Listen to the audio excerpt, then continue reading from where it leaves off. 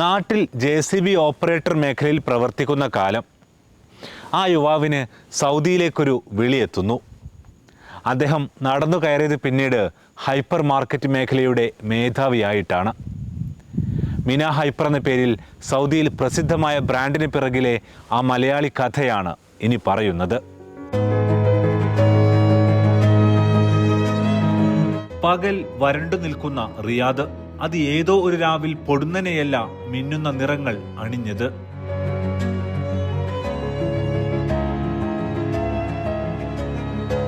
അതിന് പിന്നിൽ ഒരുപാട് വിയർത്ത മനുഷ്യരുണ്ട്. അവരുടെ അധ്വാനത്തിന്റെ, വെല്ലുവിളികളുടെ, വിയർപ്പിന്റെ ഉപ്പാണ് ഇവിടെ ഉയർന്ന ഓരോ സ്ഥാപനവും. സൗദി അറേബ്യ ഇത് നിക്ഷേപത്തിനായി ലൈസൻസ് ഒക്കെ എളുപ്പമാക്കിയ കാലമാണ്. അതിനു മുന്നേയുള്ള ഭൂതകാലത്തിൽ നിന്നാണ് ഈ കഥയുടെ തുടക്കം.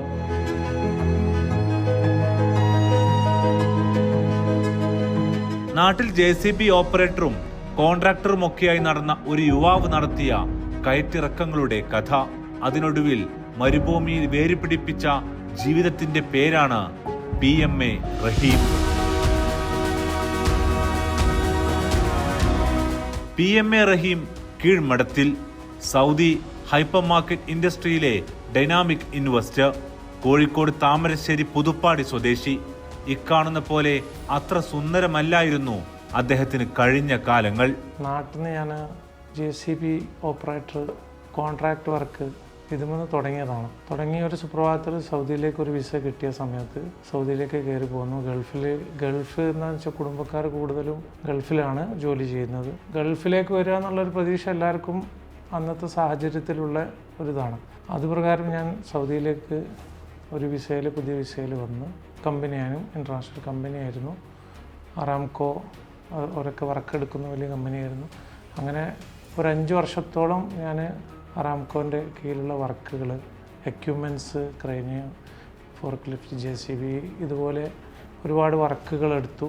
കുറേ കഷ്ടപ്പാടുകളുണ്ട് തുടക്കം വരുന്ന സമയത്ത്.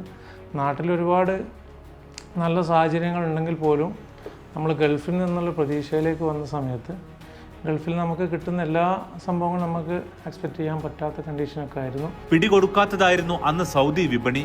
അങ്ങനെ നാട്ടിലേക്ക് മടക്കം. വിവാഹം കഴിഞ്ഞ് ഒരു വർഷം പൂർത്തിയായി വീണ്ടും സൗദിയിലേക്ക് എത്തുമ്പോൾ ഉള്ളിലൊരു ലക്ഷ്യമുണ്ടായിരുന്നു.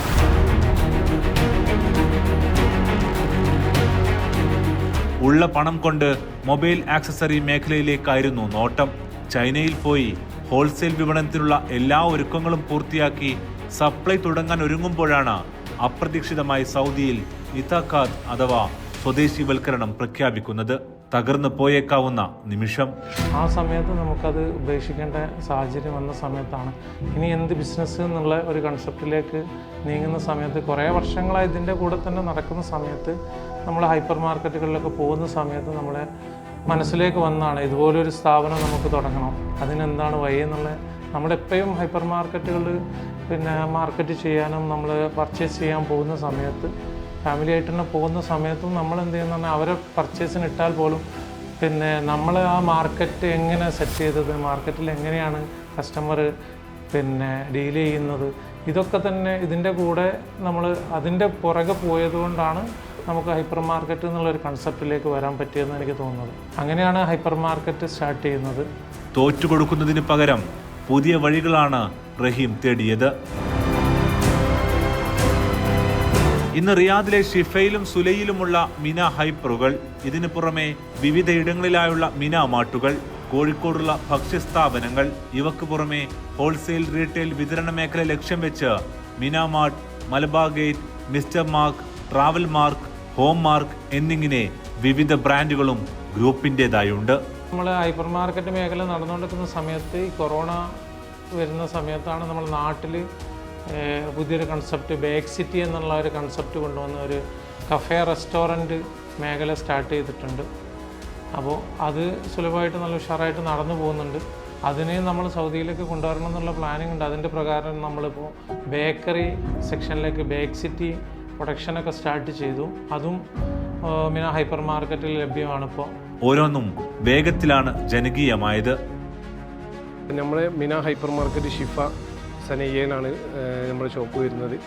പിന്നെ ഇവിടെ നമുക്ക് ഇപ്പോൾ അൽഹംദുലില്ലാ സ്വദേശികളായാലും വിദേശികളായാലും നല്ല രീതിയിൽ സപ്പോർട്ടോടു കൂടി തന്നെയാണ് നമ്മൾ പോകുന്നത്. ഇനിയും മുന്നോട്ടുള്ള വളർച്ചയിലാണ് മിന. ഒന്ന് ഷിഫയിലായിരുന്നാലും സുലൈൽ ഓപ്പൺ ആയിട്ടുണ്ട്, ഷാർജയിൽ ഓപ്പൺ ആയിട്ടുണ്ട്. ഇനിയും മുന്നോട്ട് ഇൻഷാ അല്ലാ മിഷൻ 30 സൗദിയുടെ മിഷൻ 30 മിഷനോട് കൂടി തന്നെ നമ്മൾ ഒരു 10 ഷോപ്പ് ഓപ്പൺ ആവാനുള്ള ഇതിലാണ്. ഇപ്പം നല്ല ക്വാളിറ്റിയോട് കൂടിയുള്ള നല്ല വിലക്കുറവിൽ കസ്റ്റമേഴ്സിന് പ്രൊഡക്റ്റ് കൊടുക്കാൻ കഴിയുന്നുണ്ട്. അതാണ് നമ്മുടെ വിജയം എന്നാണ് നമ്മൾ മനസ്സിലാക്കുന്നത്. സൗദിയുടെ വിഷൻ 2030 പ്രമാണിച്ച് വിവിധയിടങ്ങളിലായി പുതിയ ഹൈപ്പർ മാർക്കറ്റുകൾ തുടങ്ങാനുള്ള പദ്ധതിയിലാണ് ഇപ്പോൾ റഹീം.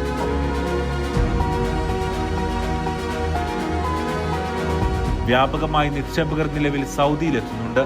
അവരോട് റഹീമിന് ചിലത് പറയാനുണ്ട്. ഇപ്പം തന്നെ വിഷൻ 30 പ്രമാണിച്ചൊക്കെ ഒരുപാട് ഡെവലപ്മെൻറ്റ്സ് ഇവിടെ വന്നുകൊണ്ടിരിക്കുകയാണ്. സോ ബിസിനസ് ചാൻസ് ഇവിടെ ഒരുപാടുണ്ട്. പക്ഷേ അത് വിചാരിച്ച് നമ്മളെല്ലാവരും ബിസിനസ്സിലേക്ക് ചാടി വന്നിട്ട് എല്ലാ ബിസിനസ്സും ചെയ്യാൻ പറ്റുമെന്ന് പ്രതീക്ഷിച്ചാൽ അത് വളരെ ബുദ്ധിമുട്ടായിരിക്കും. അപ്പം ബിസിനസ് ചെയ്യുന്ന ആൾക്കാർ കറക്റ്റ് പഠിക്കുക ബിസിനസ്. പിന്നെ മാക്സിമം നമ്മൾ എന്തൊരു ബിസിനസ് ചെയ്യുന്ന സമയത്തും നമ്മളടുത്ത് ഒരു 10 lakh വെച്ചാണ് ബിസിനസ് ചെയ്യുന്നുണ്ടെങ്കിൽ അതൊരു നമ്മളൊരു 20 lakh ഉണ്ടെങ്കിൽ നമ്മളെ കയ്യിൽ പേയ്മെൻറ്റ് കണ്ടുകൊണ്ട് മാത്രം നമ്മൾ ബിസിനസ്സിലേക്ക് ഇറങ്ങിയാൽ മാത്രമേ നമുക്കത് ഡെവലപ്പ് ചെയ്യാൻ പറ്റുള്ളൂ. ബിസിനസ്സിൻ്റെ തുടക്കം എന്ന ഒരുപാട് പ്രശ്നങ്ങൾ ഉണ്ടാകുന്ന കാലമായിരിക്കും. ഏതൊരു ബിസിനസ് നമ്മൾ തുടങ്ങുന്ന സമയത്തും നമുക്ക് പല ബുദ്ധിമുട്ടുകളും ഉണ്ടാവും. നമ്മളെ പരാജയപ്പെടുത്താനും നമ്മളെ നിരാശപ്പെടുത്താനും ഒരുപാട് ആൾക്കാരുണ്ടാവും. ഒരുപാട് അനുഭവങ്ങളിൽ ഞാനൊക്കെ പഠിച്ചതാണ്.